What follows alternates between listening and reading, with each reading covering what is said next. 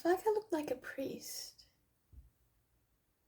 Hi guys, welcome to the Quora Zone. Today we're reading from What Scary Gut Feeling Did You Have That Turned Out to Be True? And our first post is from Victoria Hart Zemmer. When I was young, only 12 years old, my grandfather took me to the house that my mother grew up in. We would go there every couple of weeks and I'd help him to do some work on the house. It was about a 2-hour drive from my home. This one time that we were there, he had a motorhome set up on the front lawn of the old house. I asked him if I could sleep in the motorhome that night, and he said, sure.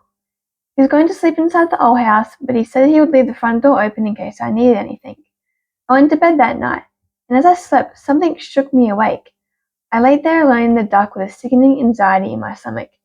I tried to ignore the feeling and just go back to sleep, but something was urging me to go inside. I don't know what it was, but it would not leave me alone. I felt terrified for no obvious reason. Finally, I jumped out and ran into the darkness, across the wet grass, barefoot, and into the old house. There were no lights and it was pitch black, but I knew my way around well enough that I ran upstairs to the bedroom where my grandfather was sleeping and jumped into bed beside him. The next morning, I remember my grandfather shaking me awake. He asked me why did I come inside to lay with him. I told him I didn't know, something just woke me up, and I had a very urgent feeling to get inside with him. He told me that he accidentally left the gas running inside the motorhome. All the windows and doors shut. Had I laid there and slept for the night, I would never have woke up. I believe there was an angel by my side. Why do I get goosebumps? Oh my god. Our next post is from Rachel Chambo. My husband was driving me home from work after he picked me up from the train station one evening. We saw an old man standing at the side of the road at a bus stop known to be a pit stop and start at certain times of the year. My husband said, poor bloke, he's been waiting for that bus since I left to come get you. He'd been waiting there at least 20 minutes by the sounds of it. We didn't think much of it, apart from the fact that we did notice he was clearly very elderly and had a heavy-looking duffel bag between his feet. It was a bit odd, but we drove on. We got to the house and we realised we wanted to go to the grocery store and had totally forgotten, so we turned around and went back into the town the way we came from originally. Another 5 minutes had passed when we passed the same bus stop and the man was still waiting. I said to my husband, I hope he's okay. It's almost sunset. We went to the store and drove back home the same way. Another 15 minutes had passed and the man was still patiently waiting as though he had no idea how long he'd been waiting there. My husband and I finally decided to go with our gut. We had a strong sense he needed help. My husband dropped me off at home with the groceries and drove back to the bus stop. Another 10 minutes later, he was back home with the old man in tow in the car. My husband rang the local county police. It turns out the old man had escaped from an elderly home over an hour away and had dementia too. He'd taken the wrong bus and ended up in an unfamiliar area, aka he was totally lost and confused. So the police contacted his family and the home he belonged to and notified them he was safe. My husband then drove the old man halfway to where he belonged to so his SIL could collect him and take him back to his home. I made the old man a cup of tea and chatted with him while my husband was on the phone sorting out his return. I shuddered to think what would have happened to the poor man if we hadn't needed to go to the shop to stock up on the groceries. Our next post is from Daniel Showman.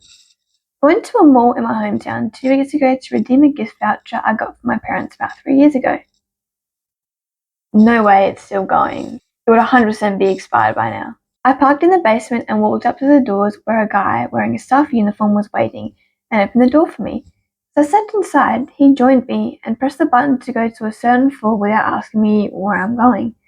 As the door started closing, my gut told me to get the hell out because something is off about this guy. I stepped out pretending that I forgot something in my car. The guy didn't follow me out. I decided that it was nothing and shouldn't stress about it, so I went up to the 3rd floor. As I stepped out, a bunch of security guards came running towards the lift and chased me out and took the lift to the next floor. I asked one of the people what happened and no one knew. Maybe 10 minutes later, there was an announcement saying that the 5th floor and the elevators on the side of that mall is closed due to security reasons. Turns out that the guy who was with me in the lift slashed the next guy who entered's neck with a carpenter's knife, killing him, and tried to attack the security guard when the doors opened. My gut really saved me that day. Always listen to your gut, guys. If you watch any of these Glitch in the Matrix, ghost stories, stuff, always listen to your gut and use your words, as Auntie Matrix says. My next post is from Danny Robb. One afternoon, I was hanging out at home with my soulmate, and then 2-year-old.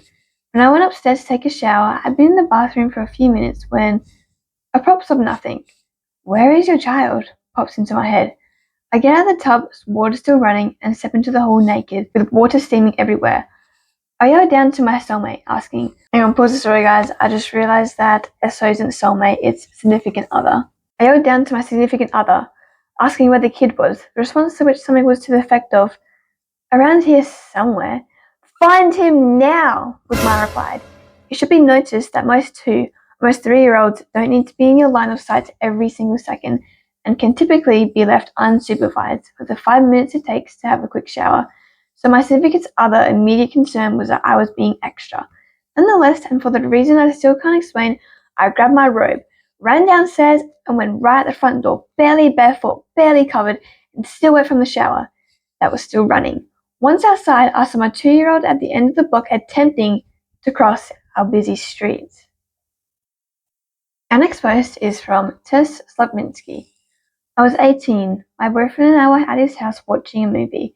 We had separate plans that night. He was going to his friend's house, and I was going to pick my best friend up and head out to play pool. During the movie, I started to get this weird feeling.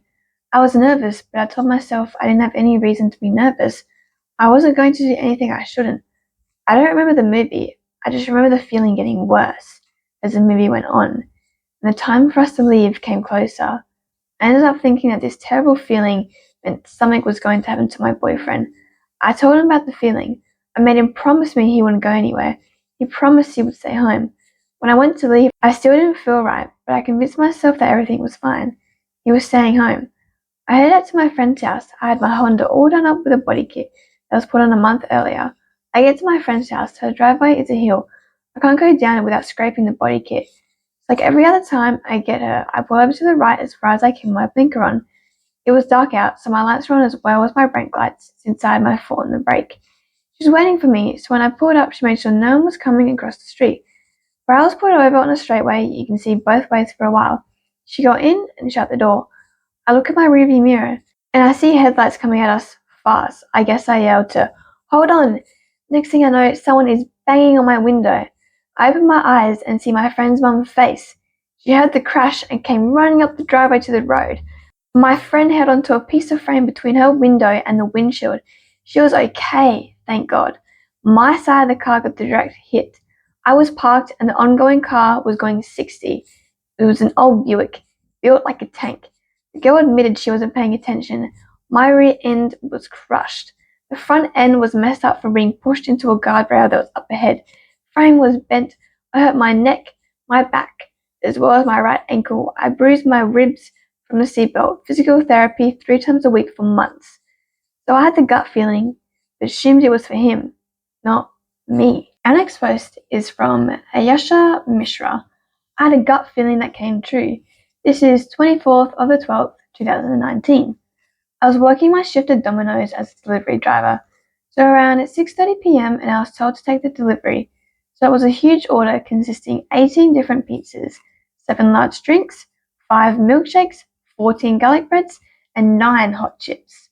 So at first I was scared whether all this would fit in my car, but obviously it did. It took about 15 minutes to fit that all in my car.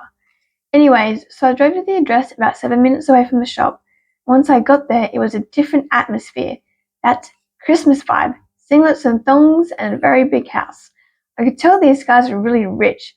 Also, mind you, this is in midsummer and it was a very hot day. I'm from Australia. Christmas is in the summer. Anyways, so I got there and asked them about the order and all, and then slowly started giving out their stuff. Also, the order was already paid online, so at first I wasn't overly excited about it because in-cash payment orders usually they tip us a couple of dollars or so. So yeah. I'm just here trying to deliver, but I actually overheard one of the guys saying, the bloke is working hard. Give him something. That's when I realized I was going to get tipped big. The delivery took about 15 to 20 minutes because I had to walk back and forth to my car and the house. So then after the last round delivering like 4 pizzas, I was told to wait. There were about 6 families there with 16 adults and all very friendly. Everybody came up to me and tipped me $5 each. And what a crazy night. I was over the moon and took home $265, including my 5-hour shift. Christmas Eve bonus. Alright guys, that is all from the Quora Zone today with the what scary gut feeling did you have that turned out to be true. Let me know if you have any of your own gut feelings, scary or good, like the Christmas one. Let me know down in the comments or pop it in my email and I can share it on my channel. And don't forget to like and subscribe.